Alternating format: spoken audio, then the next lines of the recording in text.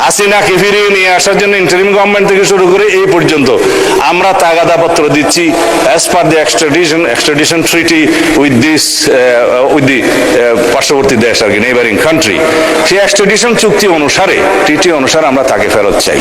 আমরা চাই তিনি ফেরত আসুক, বিচারের মুখোমুখি হোক। তবে আইনমন্ত্রী বলেছেন তাকে আসলে অ্যারেস্ট করা হবে এই জন্য যে শি ইজ অলরেডি কনভিক্টেড, সুতরাং তার আত্মসমর্পণের সুযোগ নাই। তিনি আসলেই তাকে গ্রেফতার করা হবে, রায় কার্যকর করা হবে। যদি আপিলের কোনো সুযোগ থাকে সেটা অন্য কথা, আইন আদালত বলবে। আর বেনজিরকে কি ইন্টারপোলের মাধ্যমে গ্রেফতার ইন্টারিম গভর্নমেন্ট করতে পেরেছে মাননীয় স্পিকার তার 2 বছরে? আমরা করেছি 3 মাসের সরকার আসার। সেই বেনজিরের সমস্ত কাগজপত্র 30 দিনের ভিতরে দিতে বলেছে সেই গভর্নমেন্ট, আমরা 3 দিনের মধ্যে দিয়েছি। আমরা অপেক্ষা করছি কখন তাকে ফেরত নিয়ে আসতে পারবো। আমরা হাদির হত্যাকারী 3 জনকে আমরা ফেরত চেয়েছি, সেখানে অ্যারেস্ট অবস্থায় আছে, তাদের বিরুদ্ধে মামলা চলছে। আমরা চেয়েছি সেই গভর্নমেন্টের কাছে এক্সট্রাডিশন চুক্তি অনুসারে কাগজপত্র পাঠিয়েছি। আশা করি তাদেরকে আমরা ফিরিয়ে নিয়ে আসতে পারবো।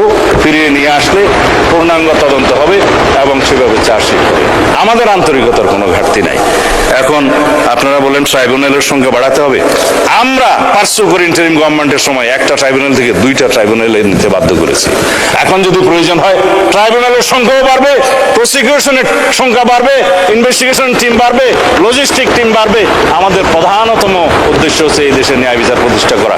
1400 শহীদ হয়েছে, এটা জাতিসংঘের রিপোর্ট, কিন্তু এটা আমরা জানি 2000-এর বেশি। আহত হয়েছে 30,000-এর মতো মানুষ। তাদের সকলের ন্যায় বিচার নিশ্চিত করা। বিরোধী দলীয় নেতা যে 96-তে টেনে নিয়ে গেলেন কেন? অতীত তো কেবল পিছনেই টানে। আমরা তো 86-তে যাইনি, যেতে চাই না। 96-তে গিয়েছি, বিস্তর একটা ছবি আছে, এখনো আপনারা আর্কাইভে দেখলে পাবেন। একদিকে সাজেদা চৌধুরী, আব্দুস সামাদ আজাদ, আমাদের মহদুদ সাহেব এবং মতিউর রহমান নিজামী সাহেব সবাই এক টেবিলে বসে ঘোষণা দিচ্ছে। ইহাকে কি যুগপৎ আন্দোলন বলা যায়? যদি যুগপৎ আন্দোলন বলা যায় তাহলে কি জায়েজ আছে? জোট করেন নাই, ঠিক আছে, মানলাম। আর এই না, আমি আর পিছনে যেতে চাই না। আপনারা এখন পজিটিভলি যেগুলো শুনতে চান সেটা বলি, কারণ মাননীয় না আমাকে পিছনে টানিলে আরো পিছনে টানতে হবে, যাবো না। না না না, আমি এখন সামনের দিকে যাই, সামনের দিকে যাই। আপনারা চেয়েছেন যে আমি তো সময় তো দিবে না। আমরা কি কি কি কি এই যে আপনাদের এই নোটিশের প্রেক্ষিতে কি কি কার্যকর ব্যবস্থা গ্রহণ করেছে সেটা, এবং আপনাদের কি কি আজকে দাবি আছে সেটা বলি শুধু। মাননীয় বিরোধী দলের নেতা বলেছেন, জনাব নাহিদ সাহেব বলেছেন, জুলাই জাদুঘর, স্মৃতি জাদুঘর 5ই আগস্ট খুলে দেওয়া হোক। এটা আজকেই সংবাদ সম্মেলন করে সাংস্কৃতিক মন্ত্রণালয় থেকে জানিয়ে দেওয়া হয়েছে 5ই আগস্ট জুলাই স্মৃতি জাদুঘর খুলে দেওয়া হবে। মাননীয় প্রধানমন্ত্রী সেটা উদ্বোধন করবেন।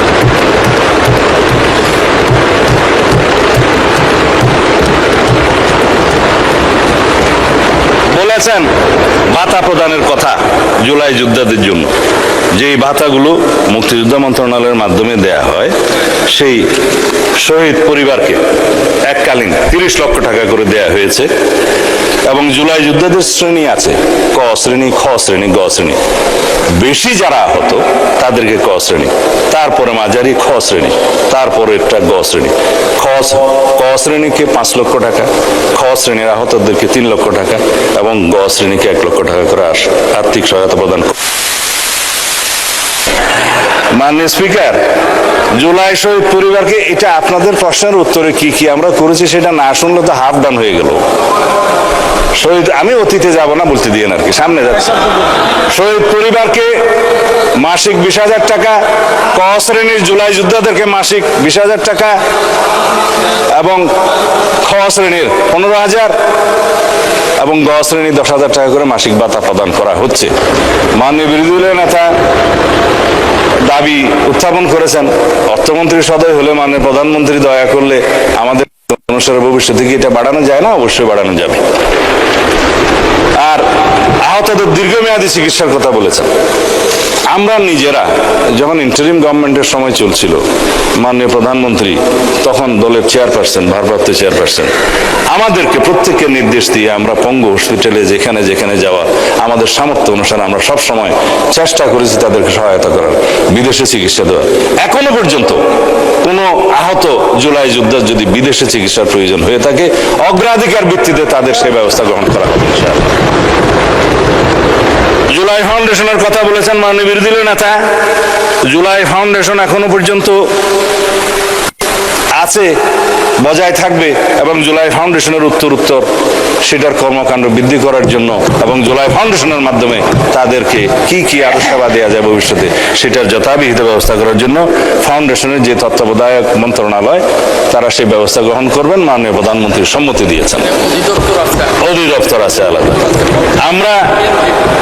আমরা এই আমাকে একটু বলতে দিবেন তো, তাহলে ওরা আবার আপনার সময় দিতে হবে। যাই হোক, আমরা জুলাইয়ের চেতনাকে ধারণ করি, রাজনীতি করি না। আমরা জুলাইয়ের চেতনাকে ধারণ করে কোনোদিন রাজনীতি করতে চাই না এবং সবাইকে নিষেধ করব এই জুলাই বাংলাদেশের সকল মানুষের, যারা ফেসিবাদ বিরোধী গণতান্ত্রিক আন্দোলনে দীর্ঘ 17 বছরের আন্দোলনে যারা শহীদ হয়েছেন, গুম হয়েছেন, খুন হয়েছেন, মামলায় হামলায় জর্জরিত হয়েছেন, তাদের সবারই এই জুলাই, সারা সমগ্র বাংলাদেশের মুক্তিকামী মানুষের এই জুলাই। আমরা এই জুলাইকে ধারণ করি। কৃতিত্ব যেন আমরা কেউ দাবি না করি। যারা 71-এর চেতনা নিয়ে ব্যবসা করতে করতে, রাজনীতি করতে করতে আজকে দুলাই গিয়ে কি যেন দিল্লি গিয়ে ঠাঁই হয়েছে, সেই অবস্থা যেন আমাদের কারো না হয়।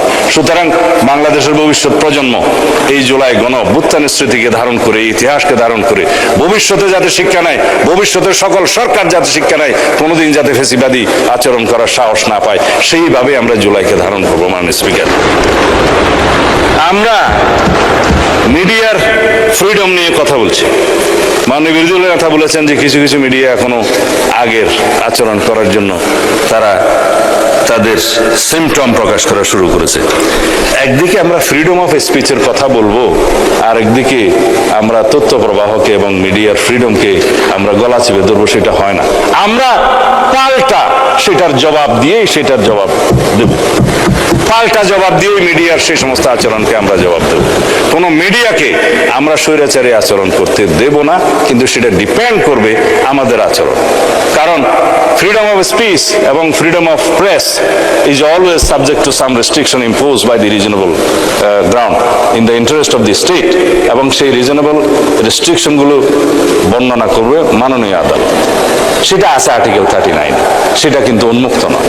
যাই হোক, আমরা বর্ডার ইস্যু নিয়ে এখানে মাননীয় বিরোধী দলের নেতা কথা বলেছেন। বর্ডার ইস্যুতে এই প্রথমবার এই আমরা 4-5 মাসের সরকারে আমরা সমস্ত জায়গায় একজনকে অবৈধভাবে পুশিন হতে দেই নাই, সেটা অন রেকর্ড। আমরা চেষ্টা করেছি আমাদের সার্বভৌমত্বকে আমরা যেন সর্বতোভাবে রক্ষা করার চেষ্টা করেছি। আমরা আমাদের জওয়ানরা, বিজেপির সৈনিকেরা পাল্টা গুলি করেছে আমাদের বর্ডারে, আপনারা নিশ্চয়ই দেখেছেন। আমরা বলেছি যে কোনো দেশের এমন কোনো আচরণ আমরা বরদাস্ত করব না যাতে আমাদের সার্বভৌমত্ব ক্ষুণ্ণ হয়, আমাদের স্বাধীনতা ক্ষুণ্ণ হয়। আমরা সবাই এক, এখানে সরকারি দল বিরোধী দল বলতে কোনো কথা নেই। আমরা বাংলাদেশের স্বাধীনতা সার্বভৌমত্বের প্রশ্নে সবাই ঐক্যবদ্ধ থাকব।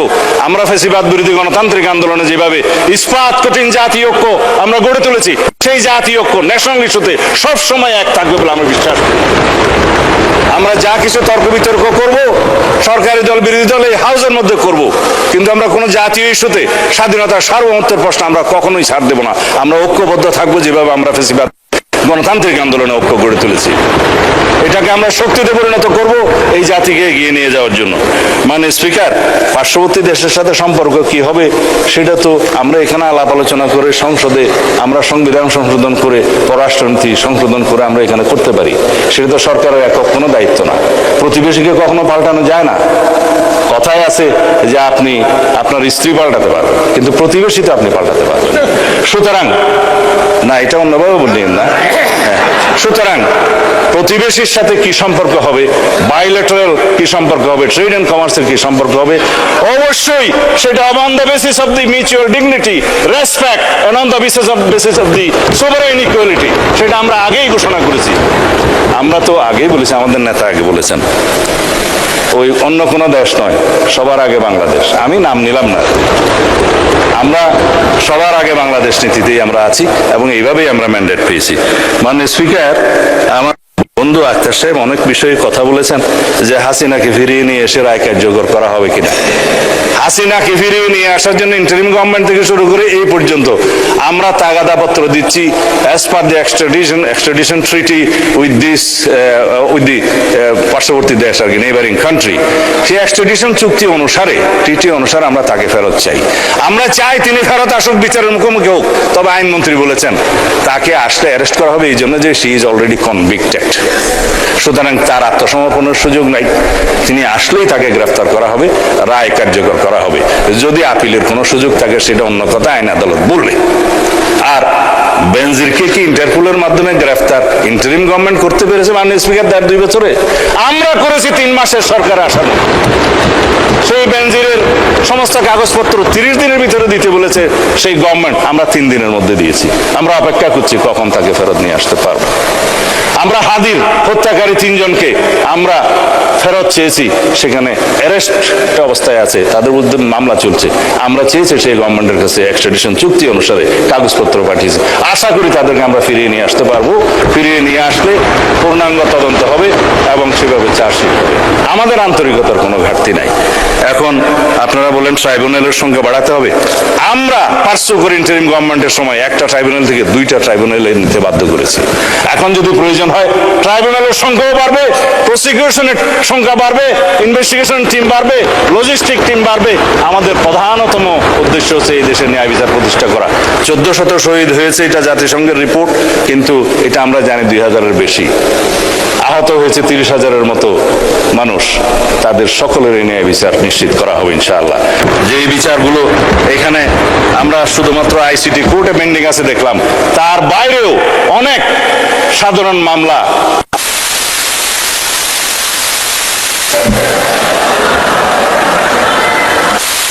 না, ঠিক আছে, মাইক দিয়েই বলেন, 2 মিনিট বলেন, মাইক দিয়েই বলেন। মাইক লাগবে না, গলা বড় আছে না, 2 মিনিট আপনি মাইক ছাড়া দেন। যে মামলাগুলো পেনাল কোডের আন্ডারে বিভিন্ন জায়গায় মামলা বিচারাধীন আছে, সেই সমস্ত 800 কতজন শহীদের তালিকা আমি এখানে পেয়েছি। মুক্তিযোদ্ধা মন্ত্রণালয় যেটা করেছে সেই তালিকা অনুসারে, প্রত্যেকে তো আর মামলা করে নাই, যারা মামলা করেছে তাদের সমস্ত মামলাগুলো পেনাল কোডের আন্ডারে সমস্ত জায়গায় চালু আছে। সেই মামলা ইনশাআল্লাহ সমাপ্ত করা হবে। যে মুক্তিযুদ্ধ মন্ত্রণালয় থেকে একটা কাগজ আমার কাছে আছে, শহীদের সংখ্যা তারা গেজেটভুক্ত করেছে 843 জন এবং বিভিন্ন শ্রেণীর ক, খ এবং গ শ্রেণীর আহত সব মিলিয়ে আছে আপনার 15,212 জন, এর মধ্যে শহীদ সহ। এই 15,212 জনের মধ্যে শহীদের সংখ্যা 843 বাদ দিলে বাকি সবাই আহত, গুরুতর আহত এবং অন্য গ শ্রেণীর আহত।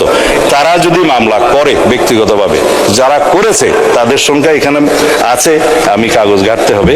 তো সেই মামলাগুলো এই বিচারের মধ্যে। যারা জুলাই শহীদ, জুলাই যোদ্ধা, আহত যোদ্ধা, যারা 2 চোখে অন্ধ হয়েছে, 1 চোখে অন্ধ হয়েছে, তাদের অবশ্যই যদি মামলা করে তাদের মামলা ন্যায় বিচার নিশ্চিত করা হবে। কিন্তু যদি সরকার পক্ষ থেকে মামলা করা হয়ে থাকে, সেই মামলাতেও বিচার হওয়ার সম্ভাবনা আছে। আমি আশা করি যারা শহীদ পরিবার আছেন, যারা আহত জুলাই যোদ্ধা আছেন, তারা প্রত্যেকেই তাদের ন্যায় বিচারের জন্য আদালতে যাবেন। ইনশাআল্লাহ আমরা ন্যায় বিচার নিশ্চিত করব। এর বাইরে যে সমস্ত তথ্য আমার দেয়া ছিল, সময়ের অভাবে আমি আর দিচ্ছি না। তবে আজকে এই ইস্যুটি যিনি এনেছেন, জুলাই শহীদদের মধ্যে 829 জনের বিপরীতে থানায় মামলা হয়েছে 751টি, অপমৃত্যু 1টি, সিআর মামলা 33টি, আন্তর্জাতিক অপরাধ ট্রাইব্যুনাল 48টি। এগুলো বিচারাধীন আছে।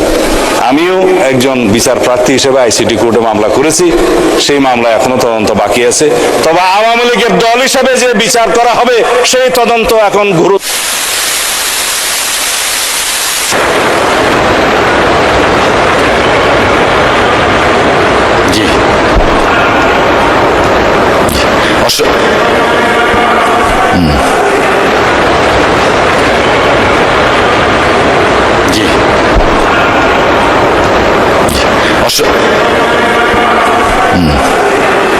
জি, অসংখ্য ধন্যবাদ মাননীয় স্বরাষ্ট্রমন্ত্রী।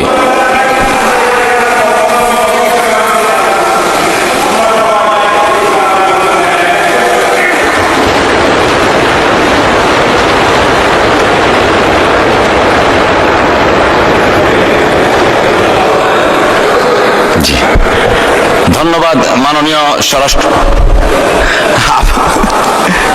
জি, মাননীয় বিরোধী দলীয় নেতা একটু মাইকটা দিবেন প্লিজ। মাইক দিচ্ছে, লাগবে না কিছু? আমি বলছি আগামীতে আমিও মাইক ছাড়া সুযোগ চাই আর কি। ধন্যবাদ। আপনি আমাদের এই সহযোদ্ধাদেরকে বিভিন্ন অনাকাঙ্ক্ষিত শব্দ, ব্রয়লার মুরগি কিংবা এরকম অনেক কিছু বলে তাদেরকে আপনি ছোট করতে পারেন, কারণ আপনি তো তাদেরকে চেনেন না। যখন রাজাকার বলে সারা বাংলাদেশের মুক্তিকামী ছাত্র জনতাকে আবার ওই তার ট্যাগিং খেলার মধ্যে ফেলে যখন তাদেরকে কর্নার করার চেষ্টা করা হয়, তখন সারা বাংলাদেশের ছাত্র জনতা সেই দায় নিজের উপরে নিজে চাপিয়ে নিয়ে বলেছিল, তুমি কে, আমি কে, রাজাকার রাজাকার, কে বলেছে স্বৈরাচার স্বৈরাচার। আজ হচ্ছে সেই 14 জুলাই। আমরা শিক্ষামন্ত্রীকে আহ্বান জানাই, 72 ঘন্টা ময়শ্চার সমৃদ্ধ লিলি বডি ওয়াশ, শিয়া বাটারের গুডনেস স্কিন রিপেয়ার করে রাখে সফট ও গ্লোয়িং। আপনি যদি না পারেন আপনার দুর্বলতা তুলে ধরেন, শিক্ষার্থীদের কাছে যান, আপনার সমস্যার কথা বলেন, কিন্তু তাদেরকে ছোট করে কথা বলবেন। বাংলাদেশের কোন ছাত্র জনতা, মুক্তিকামী জনতা, পরিবর্তনকামী কোন রাজনৈতিক দল এটা কোনোদিন সমর্থন করতে পারে না। আমরা স্পষ্ট করে বলি, আপনি বাংলাদেশের ছাত্র সমাজের কাছে ক্ষমা চাইবেন, প্রকাশ্যে ক্ষমা চাইবেন এবং তাদের সুযোগ সুবিধা, তাদের সমস্যা বুঝে সে অনুযায়ী ব্যবস্থা নেবেন। লক্ষ লক্ষ শিক্ষার্থীর জীবনের চেয়ে 2-4 দিন পরীক্ষা পিছানো কোনোদিন বড় হইতে পারে না। আমরা কিছু বিষয় নিয়ে স্পষ্ট করে কথা বলতে চাই। আমরা আজকে বগুড়া এসেছি। বগুড়া বিগত 16-17 বছর ধরে বঞ্চিত হয়েছে। বগুড়া জেলার নাম শুনলেই অনেক মানুষকে চাকরির ভেরিফিকেশন থেকে বাদ দেওয়া হয়েছে। বগুড়া জেলার নাম শুনলেই অসংখ্য শিক্ষার্থীকে ভাইভা বোর্ডে অপমান করা হয়েছে। আমরা আগামীতে এই বগুড়ার একটা মানুষের সাথেও সেই বৈষম্য দেখতে চাই না। আবার একইভাবে বগুড়া জেলার নাম শুনলেই আগামী 5 বছরে অনেকে অনেক সুযোগ সুবিধা পাবে, অনেকে অনেক অবৈধ সুবিধা আদায় করবে, অনেকে ক্ষমতার অপব্যবহার করবে, প্রশাসনে হস্তক্ষেপ করবে, টেন্ডারবাজি করবে, চাঁদাবাজি করবে, অন্য দলের উপরে জুলুম করবে, দলের বিভিন্ন মানুষকে রক্তাক্ত করার হুমকি দিবে। এই স্পর্ধা যদি কেউ করার চেষ্টা করে, আমরা এটাও বলে দিচ্ছি তাদেরকেও আমরা ততটুকু করার বিন্দুমাত্র আর সুযোগ এই বাংলাদেশে দিব না। সবকিছু একটা লিমিটের মধ্যে থাকতে হবে। বগুড়াকে যদি কেউ আলাদা করে একটা জেলার মতো বানানোর চেষ্টা করে, যেটা 63 জেলার চেয়ে আলাদা, এটা বগুড়ার জন্য দীর্ঘমেয়াদে ক্ষতির কারণ হবে। আমরা স্পষ্ট করে বলতে চাই, আমাদের সহযোদ্ধা যারা আছেন, বিএনপি বলেন, জামায়াত বলেন, সবাই আমাদের অভ্যুত্থানের সহযোদ্ধা ছিল। আমরা শুধু বিরোধিতা করার জন্য কারো বিরোধিতা করতে চাই না, কিন্তু আমরা ওইটা স্পষ্ট করে বলি, শেখ হাসিনার সময়ে সালাম শেখ হাসিনার ক্যাশিয়ার হিসেবে বাংলাদেশকে লুটপাট করেছে, লক্ষ লক্ষ কোটি টাকা এই দেশ থেকে পাচার করেছে, ব্যাংকগুলোকে ধ্বংস করেছে, বাংলাদেশের অসংখ্য মানুষকে পথে বসিয়েছে। বিএনপি সরকারের সময়ে অন্য কোনো আলম যদি চেষ্টা করে, অন্য কোনো জেলার আলম যদি চেষ্টা করে, একইভাবে ক্ষমতার অপব্যবহার করবে, অর্থ পাচার করবে, ব্যাংক দখল করবে, মানুষের উপরে জুলুম করবে, কোন জেলার মানুষ হইল, কার বন্ধু হইল, কার মাইম্যান হইল, আগামীর তরুণ প্রজন্ম এদেরকে 2 টাকারও গোনায় ধরবে না ইনশাআল্লাহ। জুলুমের বিরুদ্ধে শুধু অ্যাকশন হবে। এটা হচ্ছে সেই তরুণ প্রজন্ম যাদেরকে গুলি করে দমানো যায় নাই, জীবন নিয়ে দমানো যায় নাই, রক্ত নিয়ে দমানো যায় নাই, হত্যা করেও দমানো যায় নাই।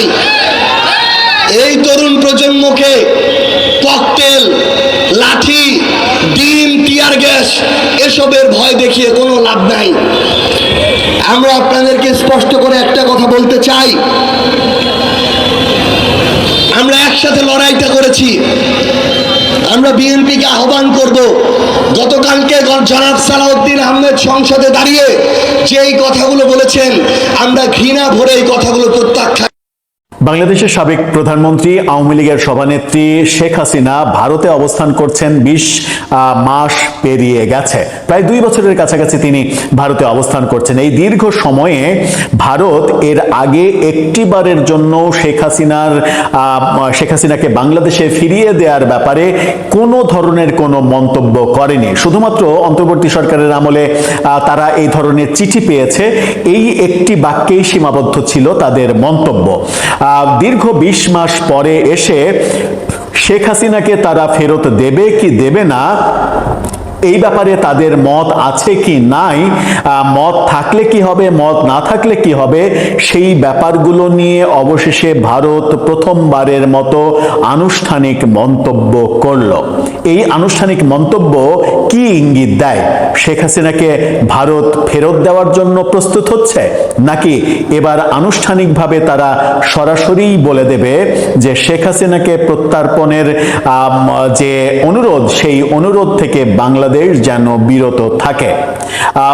পররাষ্ট্র মন্ত্রণালয়ের পররাষ্ট্রমন্ত্রী পর্যায়ের যে বৈঠক কদিন আগে 7 থেকে 9 তারিখ পর্যন্ত হলো ভারতের রাজধানী দিল্লিতে, সেই বৈঠক যে খুব একটা ফলপ্রসূ হয়নি সেই ব্যাপারেও ইঙ্গিত পাওয়া গেল ভারতের পররাষ্ট্র মন্ত্রণালয়ের মুখপাত্র রণধীর জয়সওয়ালের মন্তব্যে।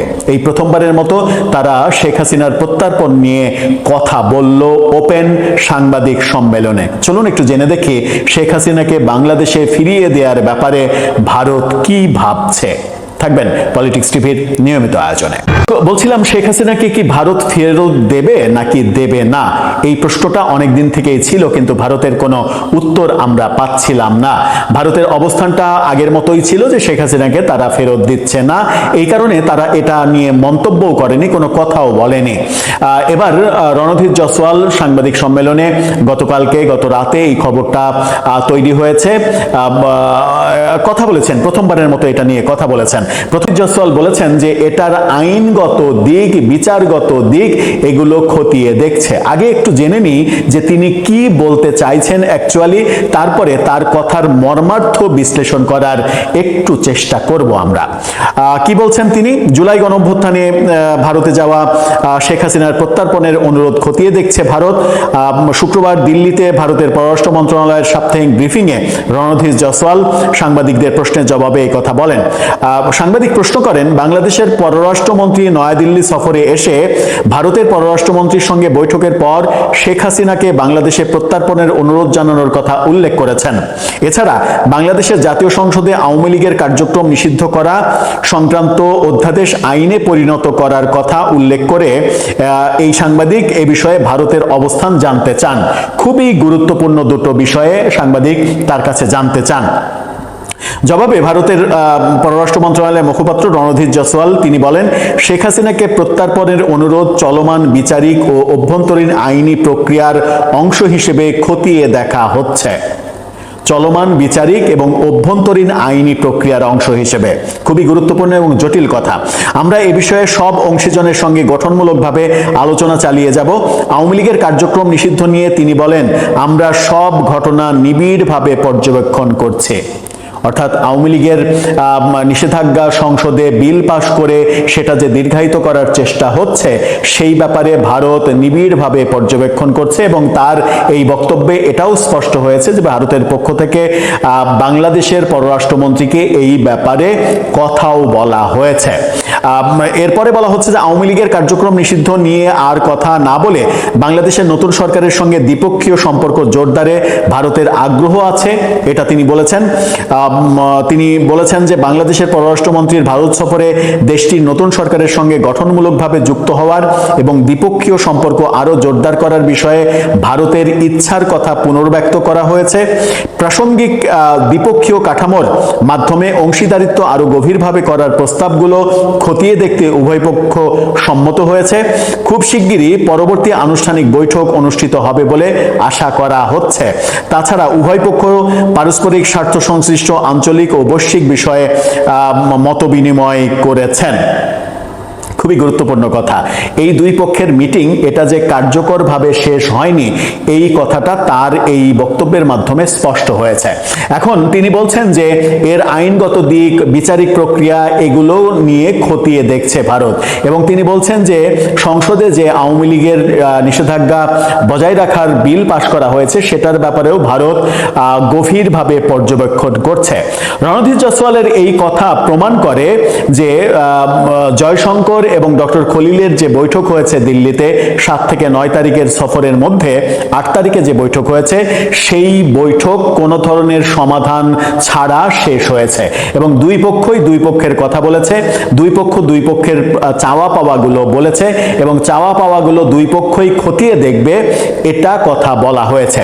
ভারত এবার স্পষ্ট জানিয়ে দিল যে শেখ হাসিনাকে প্রত্যার্পণের অনুরোধ জানিয়েছে বাংলাদেশ আবার নতুন করে, এটা ভারত স্বীকার করে নিল, এবং তারা এটা পর্যবেক্ষণ করছে, এটাও বলল আইনি কাঠামো দেখছে, বিচারিক কাঠামো দেখছে, এবং আইনি ও বিচারিক কাঠামো যদি তারা সত্যিই দেখে যে রুলস এবং রেগুলেশনের কথা তারা বলছে সেটা যদি ভারত বাংলাদেশ বন্দি প্রত্যার্পণ চুক্তির আওতায় যায় তাহলে সেই চুক্তিতে স্পষ্ট বলা আছে যে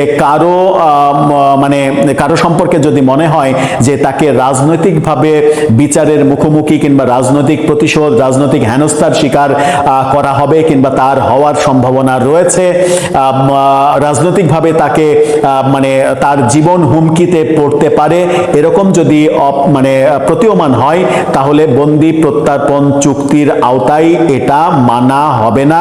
সেই দেশ এটা নাও মানতে পারে, এই ক্লজ কিন্তু রয়েছে যে বন্দি প্রত্যার্পণ চুক্তি রয়েছে ভারতের সঙ্গে বাংলাদেশের।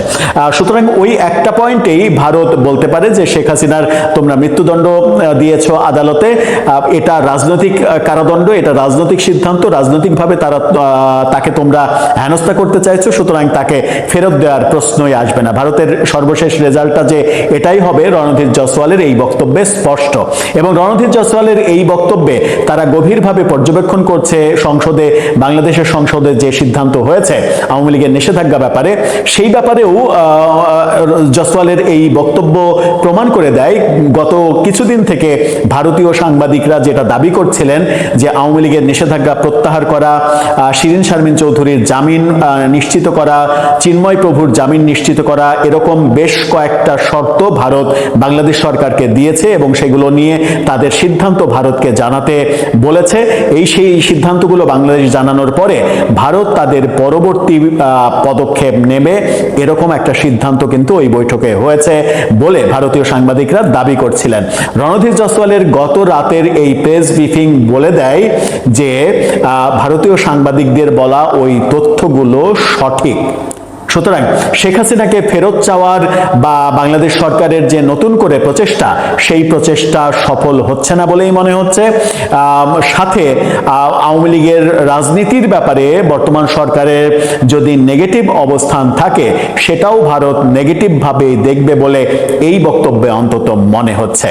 তাহলে বাংলাদেশ সরকার পরবর্তী পদক্ষেপ কি নেবে চলুন একটু সেই মতামত নিয়ে আপনাদের উপরেই প্রসঙ্গটা ছেড়ে দিই যে বাংলাদেশ সরকার এরকম মুহূর্তে সিদ্ধান্তগুলো কি নেবে বলে আপনার মনে হয়, জানিয়ে লিখতে পারেন আমাদের কমেন্ট বক্সে।